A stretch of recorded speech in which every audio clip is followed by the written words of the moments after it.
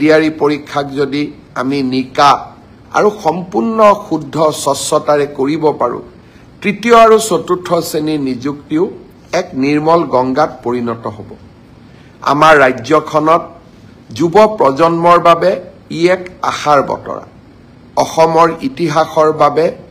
ই এক যুগজয়ী সন্ধিক্ষণ যি অসমৰ চৰকাৰে অসমৰ ৰাইজে টকা পইচা নিদিয়াকৈ চাকৰি পোৱাৰ ব্যৱস্থা এটাক আদৰণি জনাইছে আমি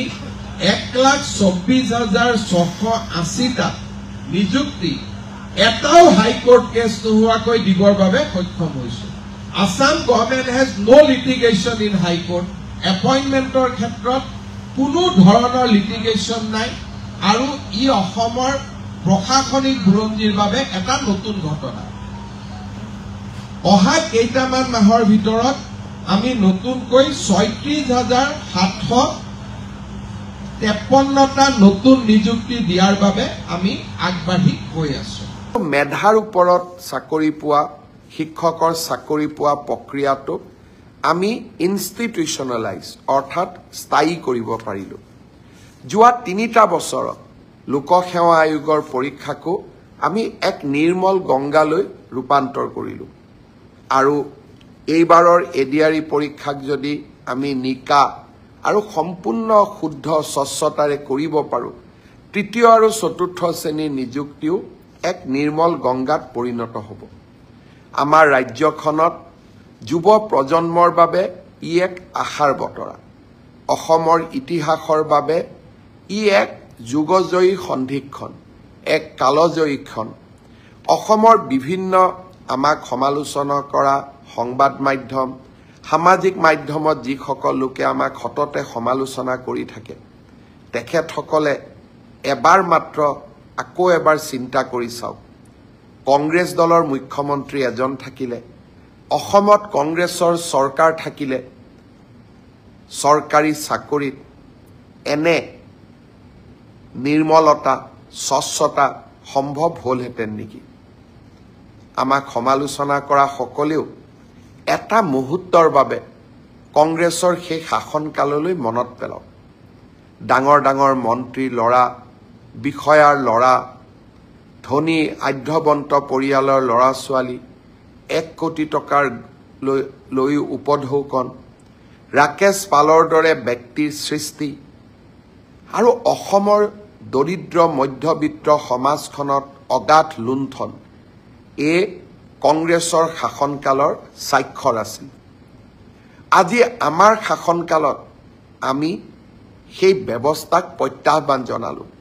সেই ব্যৱস্থাক আমি সফলতাৰে পৰিৱৰ্তন কৰিলো আৰু আজি সমগ্ৰ দেশেই স্বীকাৰ কৰিবলৈ বাধ্য হৈছে যে আজি অসমৰ চৰকাৰে অসমৰ ৰাইজে টকা পইচা নিদিয়াকৈ চাকৰি পোৱাৰ ব্যৱস্থা এটাক আদৰণি জনাইছে আৰু তাক আমি আনুষ্ঠানিক ৰূপ দিছো পৰীক্ষাৰ ফলাফল হল এইবাৰ এই পৰীক্ষাৰ ফলাফলত দুটা নতুন বৈশিষ্ট্য আছিল যোৱা কিছুদিন আগতে কেবিনেটত এই সমগ্ৰ দেশেই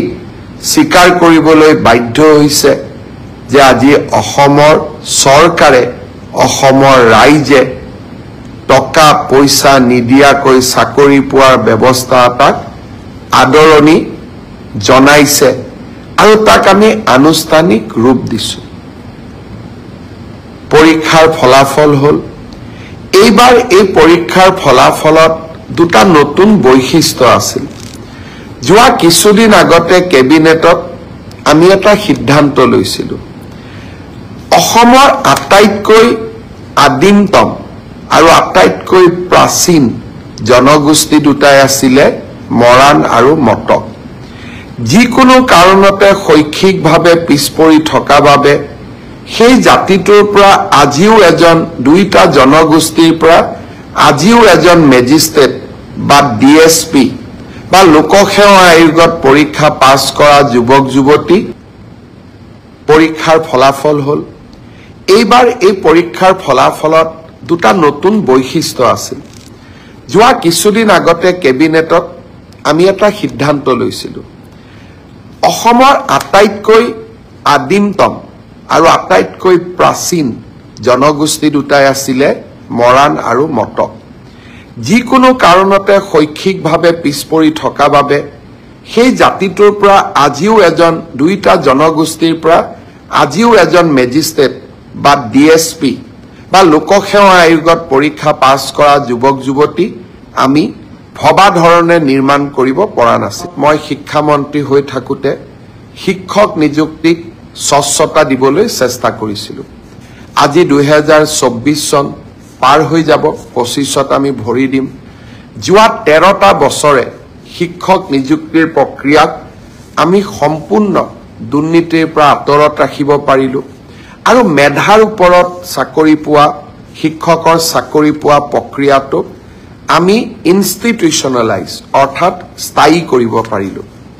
যোৱা 3টা বছৰত লোকসেৱা আয়োগৰ পৰীক্ষাকো আমি এক নিৰ্মল গংগালৈ ৰূপান্তৰ কৰিলোঁ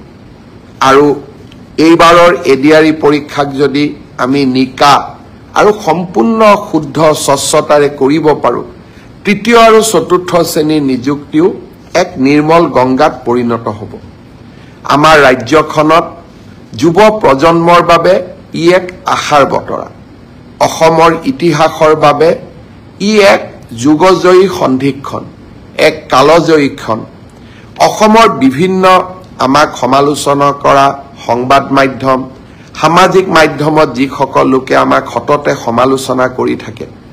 তেখেতসকলে এবাৰ মাত্ৰ আকৌ এবাৰ চিন্তা কৰি চাওক। কংগ্ৰেছ দলৰ মুখ্যমন্ত্ৰী এজন থাকিলে, অসমত কংগ্ৰেছৰ চৰকাৰ থাকিলে, চৰকাৰী চাকৰিত এনে নিৰ্মলতা স্বচ্ছতা সম্ভৱ হ'লহেঁতেন নেকি? আমাক সমালোচনা কৰা সকলেও এটা মুহূৰ্তৰ বাবে কংগ্ৰেছৰ সেই শাসনকাললৈ মনত পেলাওক। ডাঙৰ ডাঙৰ মন্ত্ৰীৰ ল'ৰা, বিষয়াৰ ল'ৰা, ধনী আধ্যবন্ত পৰিয়ালৰ ল'ৰা ছোৱালী, 1 কোটি টকাৰ লৈ উপঢৌকন, ৰাকেশ পালৰ দৰে ব্যক্তিৰ সৃষ্টি আৰু অসমৰ